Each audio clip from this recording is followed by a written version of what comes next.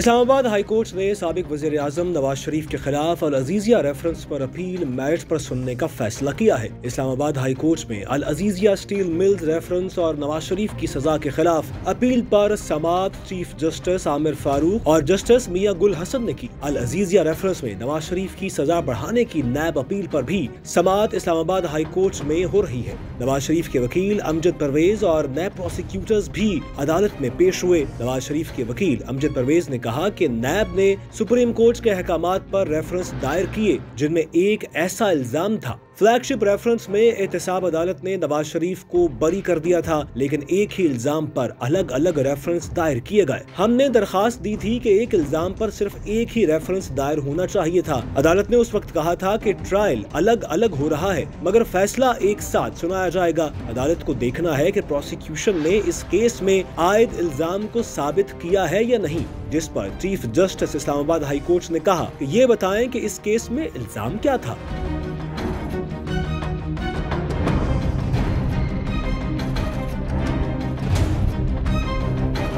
नवाज शरीफ के वकील ने बताया कि इस रेफरेंस में भी आमदन से जायद असासे बनाने का इल्जाम था। इस केस में 22 गवाह हैं, जिनमें से अक्सर रिकॉर्ड से मुतल्लिक गवाह हैं। 22 में से 13 गवाहों ने सिर्फ बैंकों का रिकॉर्ड पेश किया।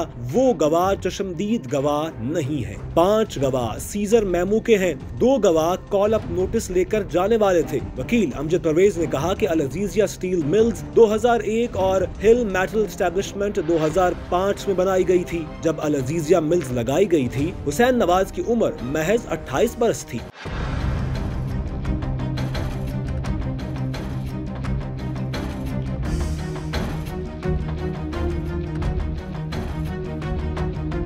नवाज शरीफ का ये केस पिछले केस से भी बेहतर है कि वो इस अरसे में पब्लिक ऑफिस होल्डर भी नहीं थे। नए प्रोसिक्यूटर ने कहा कि ये मेरिट्स पर बहस कर रहे हैं। इनकी कुछ मुतफरिक दरखास्तें भी हैं, या तो ये अपनी वो दरखास्तें वापस ले ले, जिस पर अमजद परवेज एडवोकेट्स ने कहा कि जी जज साहब की वीडियो से मुतल्लिक दरखास्तें मौजूद हैं। नए प्रोसिक्यूटर ने कहा कि इससे मुतल्लिक मरियम नवाज ने भी प्रेस कॉन्फ्रेंस की थी और मामला सुप्रीम कोर्ट गया था। इस्लामाबाद हाई कोर्ट ने अल अजीज़िया मिल्स रेफरेंस मैच पर सुनने का फैसला करते हुए केस दोबारा समाअत के लिए एहतसाब अदालत भिजवाने की नैब की इस्तदा को मुस्तरद कर दिया है।